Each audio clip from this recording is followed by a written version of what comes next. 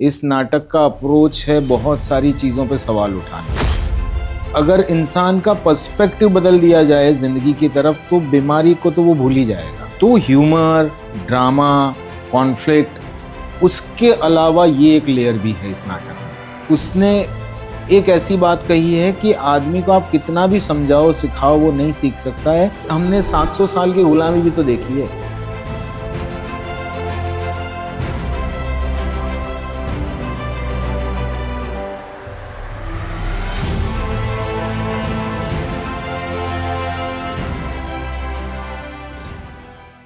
नमस्ते, मैं हूँ दीपा करमलकर, मुंबई थिएटर गाइड से।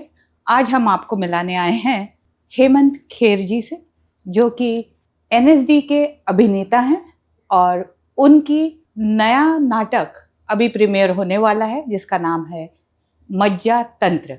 ये एक गुजराती नाटक है। इसके बारे में हम हेमंत जी से बात करेंगे। हेमंत जी, आप बताइए, आपने जब ये स्क्रिप्ट पढ़ी तो आप किस बात पे मतलब लुब्ध हो गए और आप किस बात से अट्रैक्ट हो गए? सबसे पहली चीज़ तो ये कि कमर्शियल गुजराती नाटक का एक फॉर्मेट होता है और उस फॉर्मेट पे बहुत सारे नाटक बहुत सालों से चल रहे हैं। बहुत सारे एक्टर्स ऐसे हैं जो कमर्शियल नाटक करके उन्होंने खूब पैसे भी कमाए and it's a great commercial preposition. तो वो एक फॉर्मेट और वो उसमें चला आ रहा है गुजराती कमर्शियल थिएटर, और मुझे पहले भी कुछ ऐसे ऑफर्स आए। लेकिन जब उन स्क्रिप्ट्स को मैंने पढ़ा तो उसमें मुझे कोई ऐसे लेयर्स नहीं दिखाई दिए जो मुझे अट्रैक्ट करे। कुछ मुझे ऐसा नहीं दिखाई दिया जो कि मुझे लगे कि कोई नई बात कर रहा हूँ ऑडियंसेस के साथ। तो कभी मैंने उस वजह से नहीं किए। कभी मुझे जो चीज़ ऑफर हुई उसमें वो कैरेक्टर समझ में नहीं आया कि ऐसा कैरेक्टर तो मैं नहीं करना चाहता हूँ, तो इसलिए मैं रिजेक्ट करता रहा। जब ये स्क्रिप्ट आई, ये स्क्रिप्ट लिखी है किरण पाटिल ने, जो कि एक तरह से मैं उनको बहुत सालों से जानता हूँ। मैं एनएसडी जाने से पहले मैं पढ़ा हूँ सयाजीराव यूनिवर्सिटी, जो है महाराजा सयाजीराव यूनिवर्सिटी बड़ौदा में।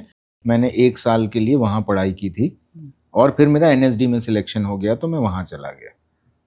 तो किरण तब वहाँ पढ़ता था, तो वो एक मैं जानता था। फिर मुझे संजय झा ने अप्रोच किया कि एक ऐसा प्ले है हम करना चाहते हैं। फिर किरण से बात करवाई। तो मेरा किरण को दोस्त होते हुए भी सबसे पहला रिक्वेस्ट यही था कि मुझे स्क्रिप्ट भेजो। अगर मुझे स्क्रिप्ट समझ आएगी तो मैं आई विल डू इट। और मुझे स्क्रिप्ट बहुत अच्छी लगी। मुझे इसमें वो क्या कहते हैं कि इस नाटक का अप्रोच सिर्फ लोगों को हंसाना या एंटरटेन करना नहीं है। इस नाटक का अप्रोच है बहुत सारी चीज़ों पे सवाल उठाना। जैसे हम लोग इतना बिजी हो गए, जैसे आपने भी अपनी लाइफ में ऑब्जर्व की होगी ये बात, कि आप ना बात करते करते बगल में पड़ा हुआ मोबाइल फोन उठाते हैं और आप स्क्रॉल करने लगते हैं। डिस्ट्रैक्ट हो जाए हम, पता ही नहीं लगता, पता ही नहीं चलता। तो वैसी चीजें कि हम अब उसी समय अगर आप चाय पी रहे हो तो चाय की अनुभूति आप नहीं कर रहे हो। बिल्कुल आप वो स्क्रॉल देख रहे हो। चाय एज अ बाई प्रोडक्ट आपके उस शरीर में, not as a byproduct but a thing without noticing it, आप उसको कंज्यूम कर जाते हो। बिल्कुल। तो जीवन का वो आनंद छूट जाता है।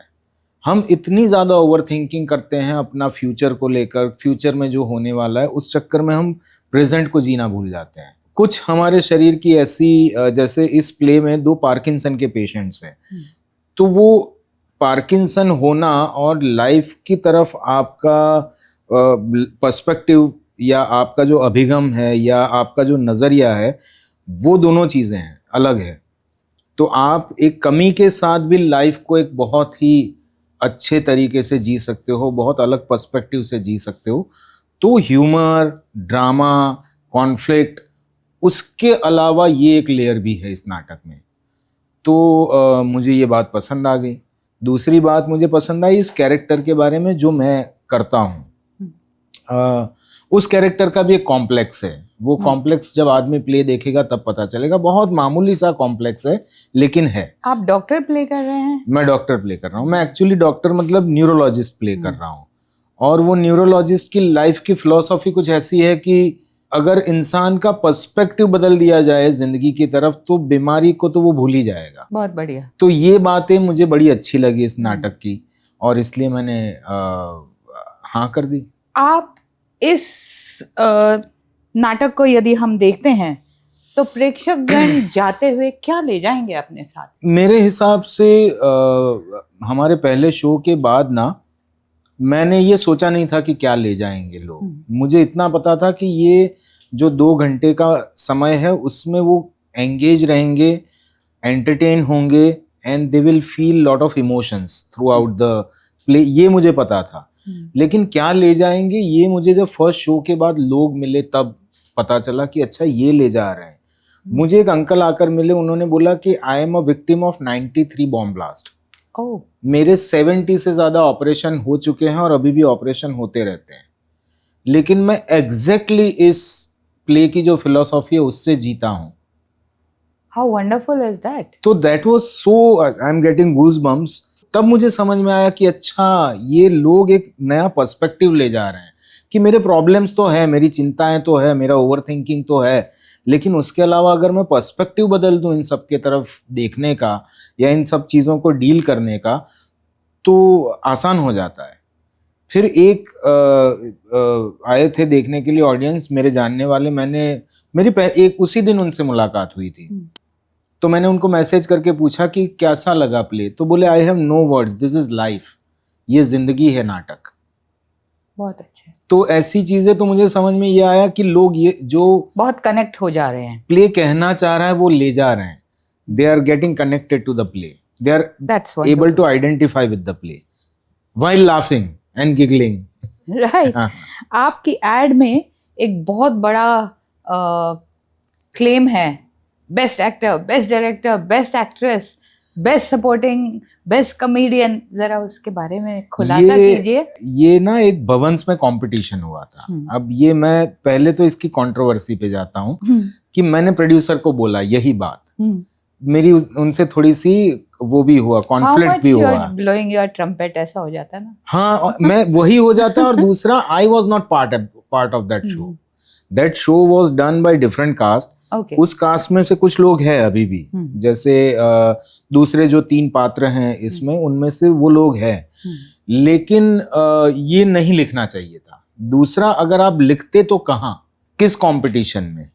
तो डेफिनेटली एक LLD नाम की कंपटीशन होती है भवंस में, उसमें इस नाटक को ये सारे अवार्ड्स मिले हैं। बहुत बढ़िया। लेकिन उसका कॉन्टेक्स्ट क्लियर होना चाहिए। तो मैंने on this interview saying this doesn't look right, but I was expecting this question from someone. Yeah, I mean when I read that, मैंने बोला कितनी बजा रहे हो अपनी? हाँ, मत लिखो ना। No, he could have given a context, like context देना चाहिए था। ये अवार्ड मिले हुए हैं, exactly. ऑस्कर विनिंग जैसे होता है। exactly. So really... and poster design wise भी मुझे लगता है too much of content on poster is not right graphic design. Yeah, but content is what matters really. Exactly. In your play, and as you rightly said, that is what matters. Exactly. Now, I would also like to know, like you said, your character, it has many shades. Now, how similar are you to your character? How different are you to that character? It is quite similar to in few aspects. Like I also take life very lightly. I don't take myself very seriously. I don't take life very seriously. Fabulous. I feel like we are spending a limited amount of time in a event जो कि अरबों सालों से चल रहा है। बिल्कुल। तो मैं इसको इतना सीरियसली कैसे ले सकता हूँ? तो वो एक एस्पेक्ट इस कैरेक्टर का है जो कि मेरे साथ वो करता है। बहुत सारे सरप्राइजेस करता रहता है ये कैरेक्टर, बहुत सारी ऐसी हरकतें करता है जो कि उसको सूट नहीं होती है, डॉक्टर नाम के बंदे को सूट नहीं होती है, कि वो आपको डरा देगा। थोड़ा नटखट टाइप, बहुत ज्यादा नटखट है। तो वो नटखटपना मेरे अंदर भी है। मैं भी अपने बच्चों के साथ फैमिली में वो सब करता रहता हूँ। एक और बहुत अच्छी बात ये है कि मेरा भी बहुत इंटरेस्ट है न्यूरो साइंस में। ओके। मैंने एक छोटा सा डिप्लोमा कोर्स भी ज्वाइन किया हुआ है। मैं MS साइकोलॉजी भी इग्नू से करने की कोशिश कर रहा था, एग्जाम नहीं दे पा रहा हूँ बिकॉज ऑफ माई शेड्यूल, तो नेक्स्ट ईयर दूंगा। But I am also student of psychology and neurology. Very nice. तो मुझे वो भी बहुत अच्छा कनेक्ट लगा। और डिसिमिलरिटी के बारे में बताऊं तो वो गाता है, जो मुझे नहीं आता है फिर तो मुझे बहुत कोशिश करनी पड़ती है, उसको मैं जस्टिफाई करता हूँ किसी तरह से, हाँ, डायलॉग में बोल के कि मैं बेसुरा हूँ फिर भी मैंने गा दिया, वैसे तुम भी गा Right. दो। तो वो एक बहुत बड़ी डिसिमिलरिटी है और उसको लेके मुझे बहुत अफसोस भी है कि काश मैं गा पाता। मतलब मुझे संगीत बहुत अच्छे से समझ आता है, पर मैं जब गाने की बात आती है तो पता नहीं वो हाँ, कुछ कानसेन है, इंस्ट्रूमेंट, कुछ गानसेन है ना, हाँ तानसेन है अपन वैसे। कानसेन है, हाँ, हाँ दैट्स ऑल्सो नाइस। ऐसा। आपका कोई प्री रिचुअल होता है जब आप ऐसे न्यू प्ले में जाते हैं, भैया कुछ करके जाओ, like you know everybody has some pre ritual before starting the Before rehearsal और starting- before starting the show? Before going for the big opening? पहला रिचुअल ये है कि मैं आई मेक श्योर कि मैं स्क्रिप्ट एकदम मन में उतार लूं। That is the biggest ritual. मुझे स्क्रिप्ट को लेकर बहुत सम्मान है, मुझे शब्दों को लेकर बहुत सम्मान है। तो मुझे लगता है कि कोई भी शब्द गलत नहीं बोला जाना चाहिए, कोई भी शब्द सोच के नहीं बोला जाना चाहिए, वो शब्द अपने आप निकलना चाहिए। तो मैं काफ़ी अपने लाइंस को काफ़ी यहाँ तक रटने की कोशिश करता हूँ, रटने की तो नहीं कहूँगा, कोशिश अपने अंदर उतारने की कोशिश करता हूँ कि मुझे सोचना ना पड़े। एक वो रिचुअल है, और वो मैं शो से काफ़ी पहले कर चुका होता हूँ। करेक्ट। दूसरा रिचुअल है कि मैं जाके पूरा सेट घूमता हूँ, मैं हर जगह पे बैठता हूँ, हर कोने को देखता हूँ, एंट्री कहाँ से एग्जिट कहाँ से है वो सब खुद ही करता हूँ, फेमिलियर हो जाता, फेमिलियर होता हूँ। फिर अपने सारे प्रॉप्स में खुद लगाता हूँ, अपने कॉस्ट्यूम्स में अपनी तरह से लगाता हूँ कि मुझे कौन सा कहाँ पे चेंज करना है, कौन सी मेरी जगह है। और उसके अलावा मैं एक रिचुअल करता हूँ which is of breathing. I take 100 breaths concentrating counting that inhale exhale 1 inhale exhale 2 करके मैं कम से कम 100 करने की कोशिश करता हूँ। और उसके बाद अपने आप को बोलता हूँ कि ये जो कुछ हो रहा है जीवन में पहली बार हो रहा है, इसका कोई रिहर्सल नहीं हुआ है, खेलो, go for it, now have fun. ऐसा कभी होता है कि आपके जैसे मजे हुए कलाकार भी कोई लाइन भूल जाए? बिल्कुल होता है। और फिर कैसे आप संभाल लेते हैं? मैं तो सीधे सामने वाले पे डाल देता हूँ, हाँ बता बता बता क्या बता रहा था। हाँ। तो वही याद करवा देते हैं। बहुत कम हुआ है मेरे साथ, हाँ। मतलब मेरे अगर 100 में से देखा जाए तो 1-8% ऐसा मेरे साथ हुआ है। टचवुड, ईश्वर की दया से नहीं होता है ऐसा, बहुत रेयर है मेरे लिए। I know, हाँ, बिकॉज ये मैं हमेशा जब देखती हूँ आप लोगों को परफॉर्म करते हुए मुझे डर लगता है कहीं भूल ना जाए, कहीं भूल ना जाए। नहीं भूलना तो बिल्कुल मतलब पहली चीज है जिससे ऊपर उठना चाहिए।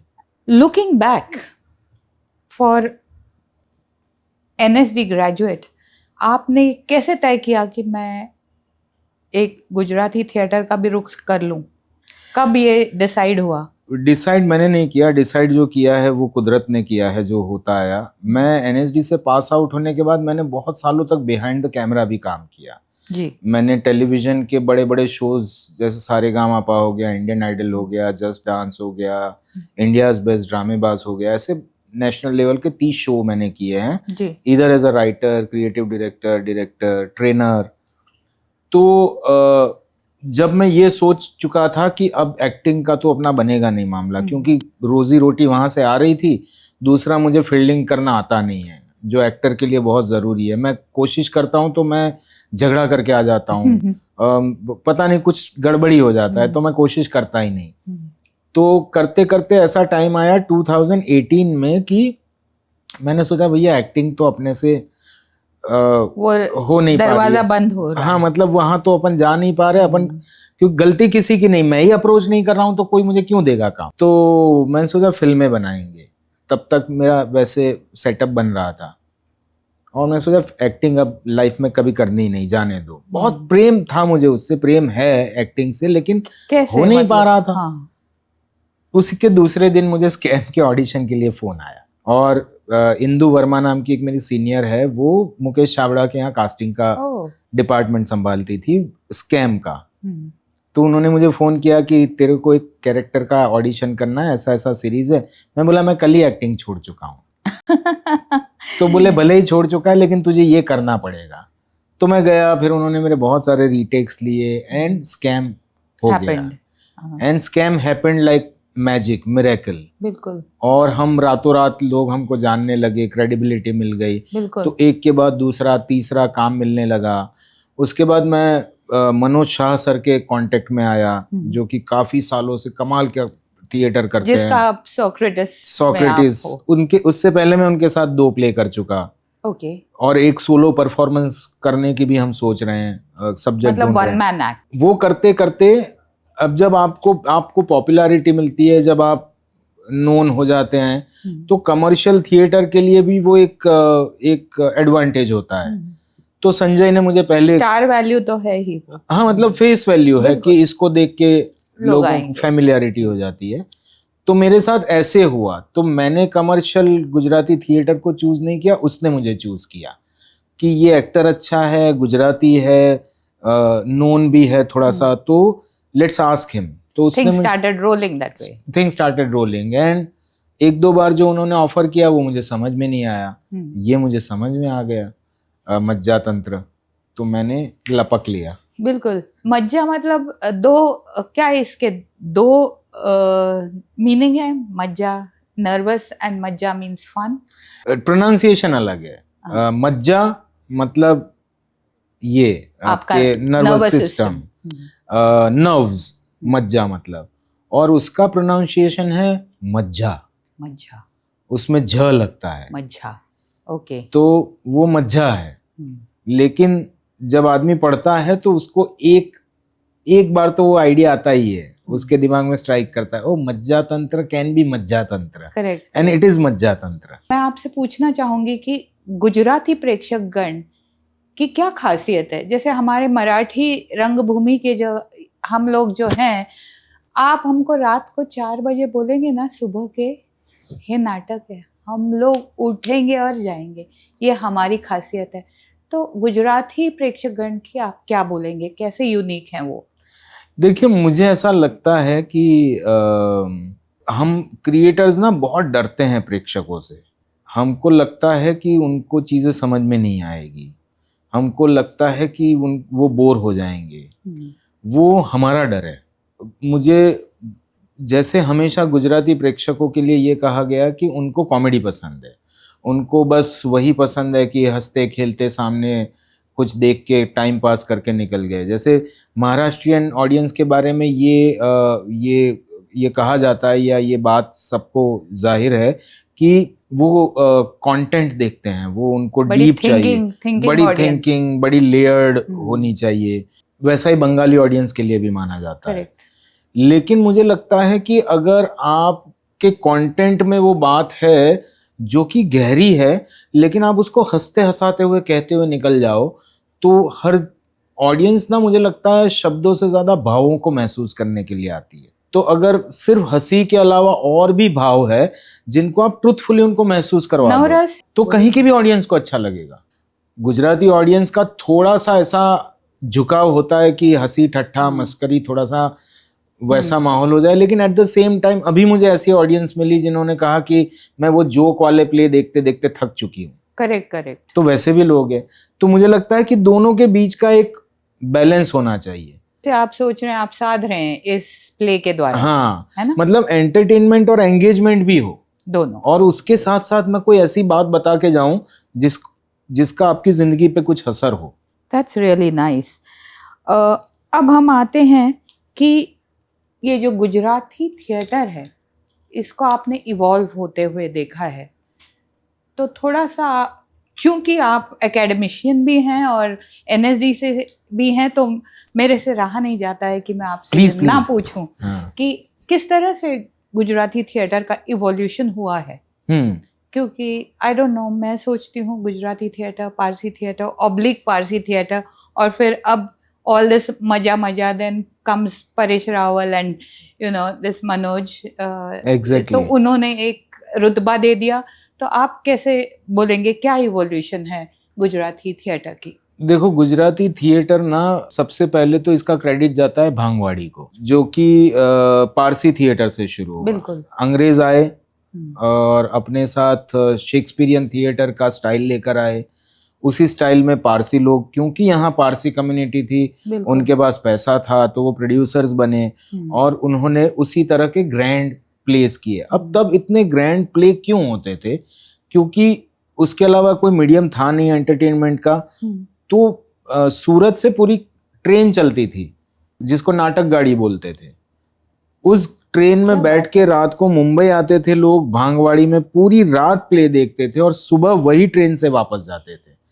तो उस परंपरा से धीरे धीरे धीरे धीरे करते करते एंटरटेनमेंट के जैसे जैसे आयाम बढ़े, टीवी आया, रेडियो आया, तो वो थिएटर का साइज सिकुड़ता चला गया। तो जो 10,000 की कैपेसिटी में देखा जाता था वो आ गया 1,000 की कैपेसिटी में। फिर छोटे हॉल्स बने।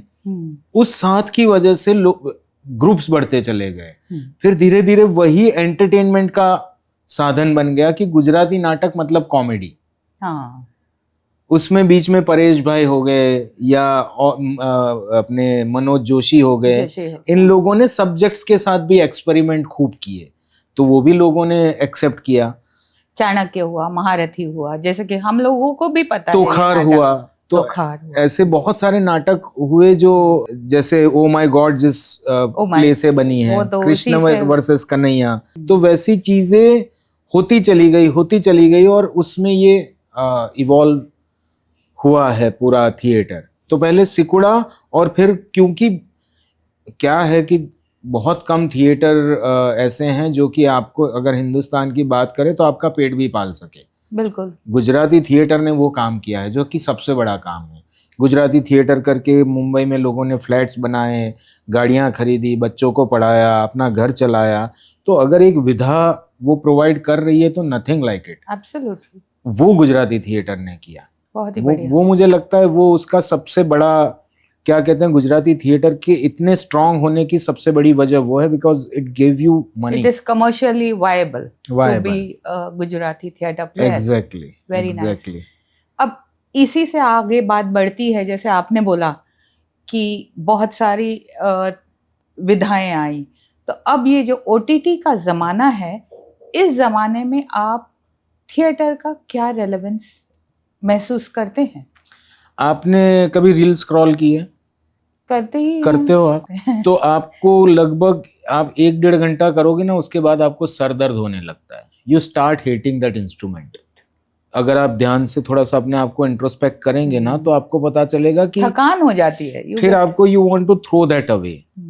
That is the place where theatre will survive. And secondly, we all want to go out of our houses. Yes. So it is our tendency. तो हम निकलेंगे ही, है ना। और आप अगर इतना स्क्रीन देख रहे हो तो आप स्क्रीन में जाके नहीं बैठना चाहोगे। आप चाहोगे कि कुछ लाइव देखा जाए, कोई कॉन्सर्ट सुना जाए, किसी का म्यूजिक सुनते हैं या किसी को लाइव परफॉर्म करते हुए देखते हैं।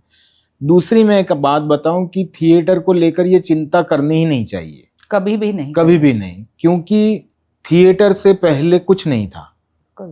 पहले थिएटर आया, फिर न्यूज़पेपर्स आए, थिएटर सरवाइव किया। फिर आया रेडियो, थिएटर सरवाइव किया। फिर आया टीवी, थिएटर सरवाइव कर रहा है। फिर आया सिनेमा, थिएटर स्टिल सर्वाइविंग। फिर आया AI, theatre is still surviving. फिर एआई का बाप आ जाए ना तो भी थिएटर का कुछ नहीं बिगाड़ सकता, क्योंकि इंसान की फितरत है बकलोली। करेक्ट। एक इंसान के साथ दूसरा इंसान बात करे, उससे बड़ा जॉय उसके लिए कोई नहीं है। इसलिए theatre is going to get stronger and stronger. बिल्कुल सही फरमाया आपने, बहुत ही अच्छी बात कही। Absolutely brilliant. अब आप इसके अलावा आपका क्या क्या आजकल कौन कौन से प्रोजेक्ट्स चल रहे हैं? मैं एक तो बहुत कम तो क्या कहूँगा, मैं थोड़ा सा शुरू में स्कैम के बाद 1-2 फैसले ऐसे ले लिए जहाँ पे मैंने गलत स्क्रिप्ट में काम कर लिया। उसकी वजह कभी पैसा रहा, कभी ऐसा रहा कि कुछ काम नहीं है तो ये कर लो। हाँ। तो मैं थोड़ा सा चूजी हो गया फिर कि मेरे पास उतना है इनफ कि मैं जिंदगी चला सकता हूँ। करेक्ट। तो मैं कम काम कर रहा हूँ। मुझे ऑफर होता है तो बहुत चूज करके, बहुत सोच समझ के करता हूँ, सिलेक्टिव कर रहा हूँ। तो अभी मेरी एक गुजराती फिल्म आने वाली है जिसको लेकर मैं बहुत एक्साइटेड हूँ। उसका नाम है मंच। नाम ही मंच है and it's about casteism. It's about finding your stage, right, where you get to speak. तो उस फिल्म में I am playing villain and it's directed by Abhishek Jain. तो I am looking forward to that film. बाकी मैं कुछ अपनी Hemant Kher universe नाम की एक चीज बना रहा हूँ जिसमें me as an actor, as a performer, and I am going to target Instagram and YouTube. Okay. So I will be making my own content for myself. तो वो look forward to that.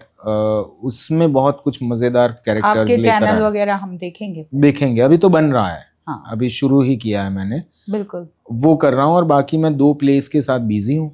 Socrates और हाँ, Socrates और मज्जातंत्र. मज्जातंत्र. हाँ. बहुत बढ़िया. बाकी कोई किसी की नजर पड़े, किसी का मन करे कि एक ऐसे एक्टर के साथ काम करना है, right time, right place, right person, ये 3 Exactly. चीजें हैं जो मिल जाएं तो ऑथर बैक्ड रोल मिलते रहे. हाँ. आप लिखते भी थे, लिखता भी ही हूँ, हैं, अभी भी लिखता हूँ. तो थिएटर में आपको लिखने का मैं लिखा है. मैंने एक नया प्ले बना रखा है.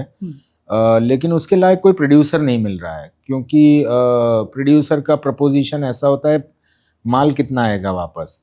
और तो मेरा प्रपोजिशन ऐसा होता है कि आप शो देखो और मंत्रमुग्ध हो जाओगे, इतनी मैं गारंटी दे सकता हूँ. आगे आप सोचिए. तो एक डारा डोरा जलेबी नाम से play is already in the process of making. Sounds good. डारा डोरा जलेबी. राइट. तो वो भी करूँगा जी. जैसे ही सही मौका, समय और पैसा. मैं गरीबी और गरीब थिएटर में मैं नहीं मानता हूँ. मुझे ना वो जो इमेज है थिएटर एक्टर्स की कि झोला छाप होते हैं, बीड़ी पीते हैं, चाय पे जीते हैं, आई हेट दैट. करेक्ट. कि ये तो इनको तो नाश्ते में वड़ा पाव ही मिलना चाहिए. I hate that idea. तो मैं थोड़ा अमीर थिएटर करना चाहता हूँ कि जहाँ पे आप पास्ता खाए, आप वाइन पिए, आप अच्छे कपड़े पहने, अच्छे स्पेस में रिहर्सल हो, जहाँ एसी हो, आपको अच्छा पानी मिले. And I want to do it like that. Grand scale है आपका. ग्रैंड स्केल से ज्यादा more comfortable. It's not like कि 5 स्टार का खाना आए, लेकिन हेल्दी खाना आए, फ्रूट्स आए, है ना. सिर्फ चाय पी के जीने में क्या मजा है. चाय तो हम सबको पसंद है ही, बिल्कुल, but little healthy, little comfortable, little respecting, वैसे टाइप का करना चाहता हूँ. That is why I need more money.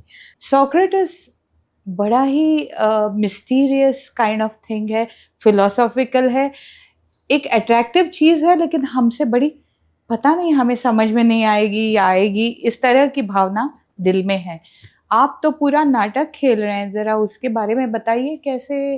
और आप कमर्शियल नाटक भी कर रहे हैं, तो how is it appealing to people? Socrates ना ऐसे बहुत सहज विषय है. जितने भी बड़े संत हुए या जितने भी बड़े फिलोसोफर्स हुए ना, उन्होंने आपको सहज बात ही समझाई है हमेशा, पर उनका जीवन का जो अनुभव रहा है ना, वो बहुत गहन रहा है. तो सोक्रेटिस भी वैसा पात्र है. सोक्रेटिस ऐसा पात्र है जिसने कहा कि मैं जानता हूं कि मैं कुछ नहीं जानता. सोक्रेटिस एक ऐसा पात्र है जिसने कभी कुछ नहीं लिखा. उसने एक ऐसी बात कही है कि आदमी को आप कितना भी समझाओ, सिखाओ, वो नहीं सीख सकता है, वो केवल अपने अनुभव से ही सीखता है. सोक्रेटिस एक सोल्जर भी था और फिलोसोफर भी था. जब उसको कहा गया, जब उसके विरुद्ध में कोर्ट केस चला, तो उसने सामने से ही ऑप्शन दिया कि ये देश मुझे बहुत प्यारा है, मैं इसको छोड़ के जाऊंगा नहीं. तो आप मुझे देश निकाला नहीं दे सकते, है ना. तो आप मुझसे पैसे नहीं मांग सकते, क्योंकि मैं पढ़ाने का पैसा नहीं लेता हूं, तो मैं तो गरीब ही हूं, मेरे तो वैसे ही जेबें फटी हुई है, तो मैं आर्थिक दंड भी नहीं दे सकता हूं. तो आपके पास एक ही ऑप्शन है कि आप मुझे मृत्यु दंड दे. तो उसने खुद ही चूज किया. लेकिन अगर आप एक सीन है जहां पे उसके दोस्त आते हैं और कहते हैं कि तुम भाग चलो यहाँ से, क्योंकि करप्ट सिस्टम है, तो हम उस करप्ट सिस्टम को पैसा खिला के आपको यहाँ से भगा के ले जाएंगे.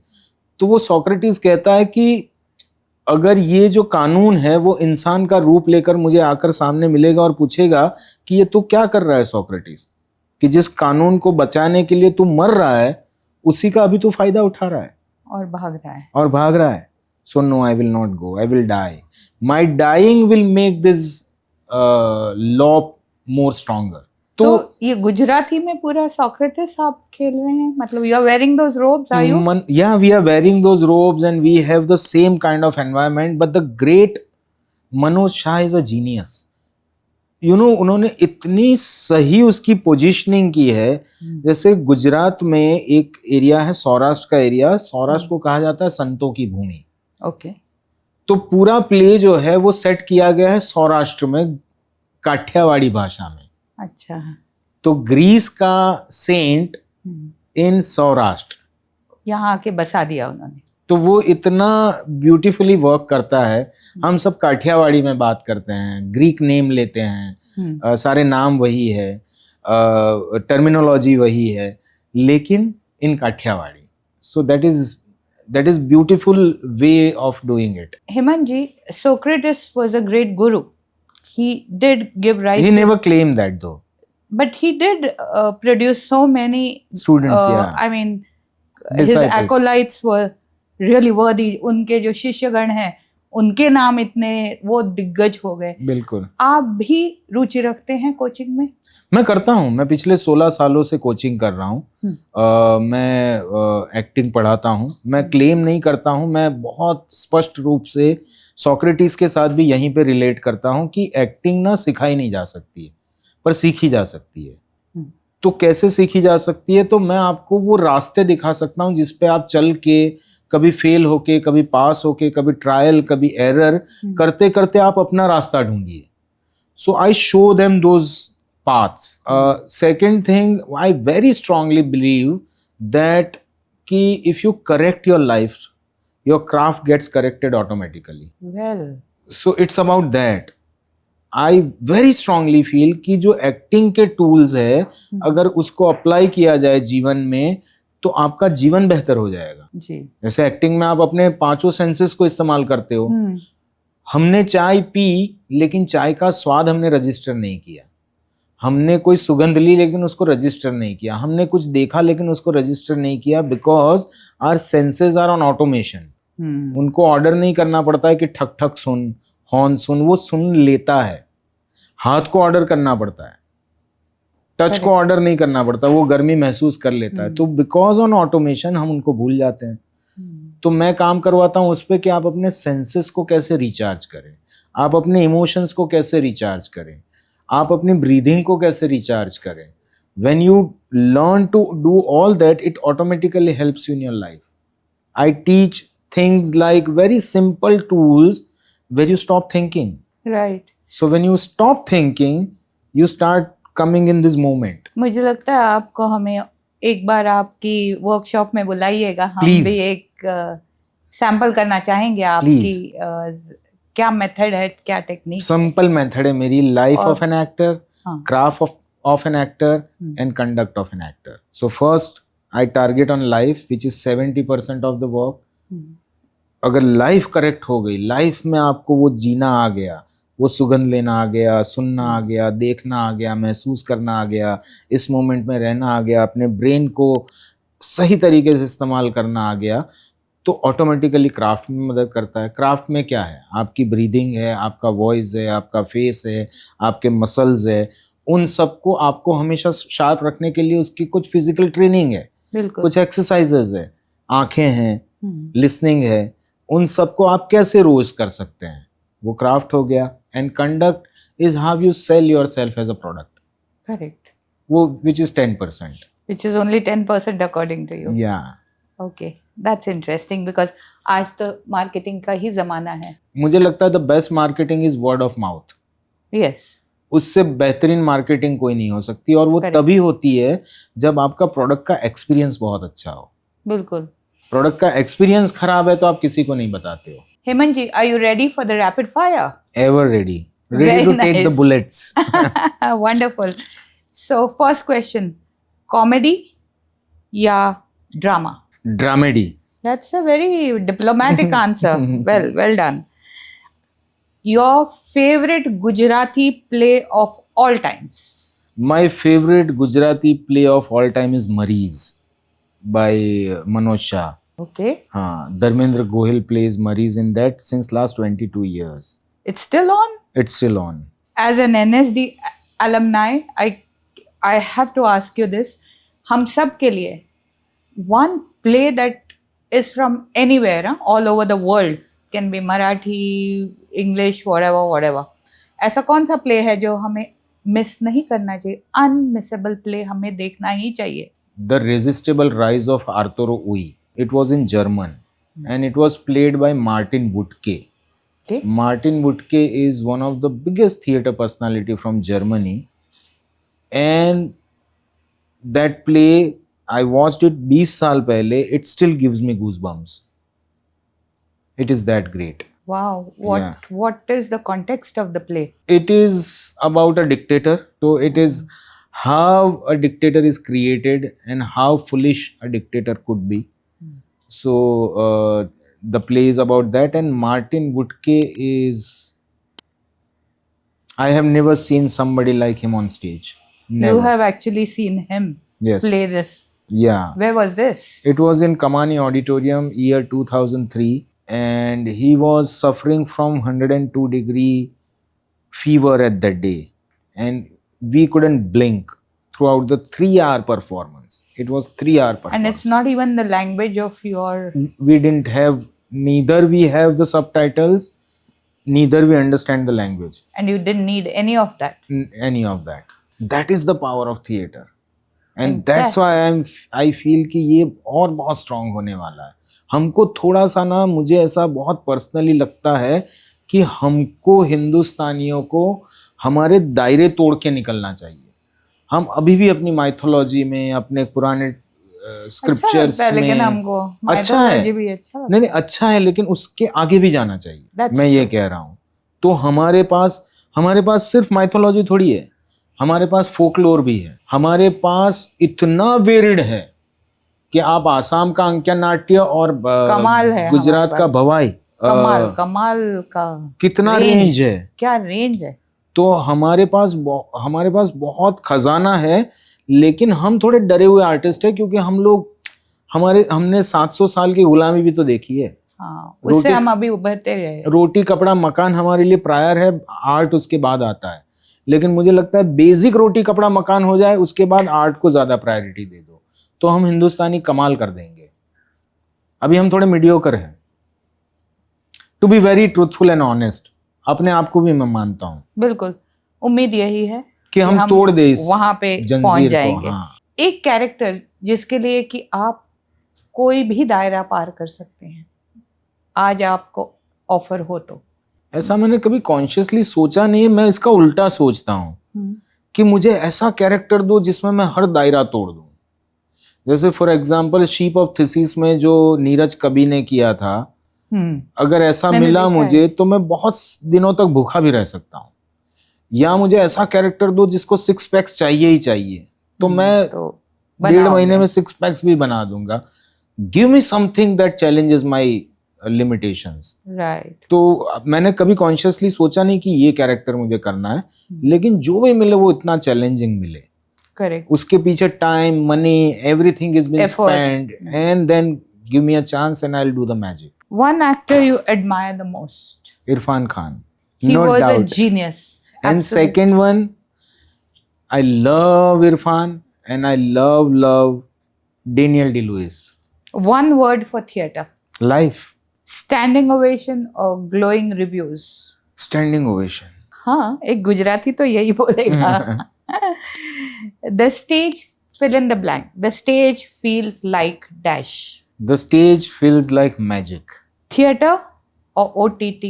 This is tough choice. It's like choosing between 2 kids of yours. So I equally enjoy the both. Yeah. Somebody asked me this few days back in some other interview and I said films. But then I was like, no, I lied there. The true answer would be both. Your most memorable role till now? There is this book by Arundhati Roy. It is called God of Small Things. I've read it. So there is this character in that book. His name is Esthapan Yako. So we, with our teacher in 2003 in NSD, we have designed a scene work around it. Oh. Where we depicted their life after the novel gets over. Absolutely a pleasure talking to you. Same, man. And Same here. wish you grand success ahead, and we'll be watching you. Thank you And so many much. more times again that we will come over here and talk to you and be enriched by your knowledge of theatre. Thank you so sir. much. Thank you so much. Thank you.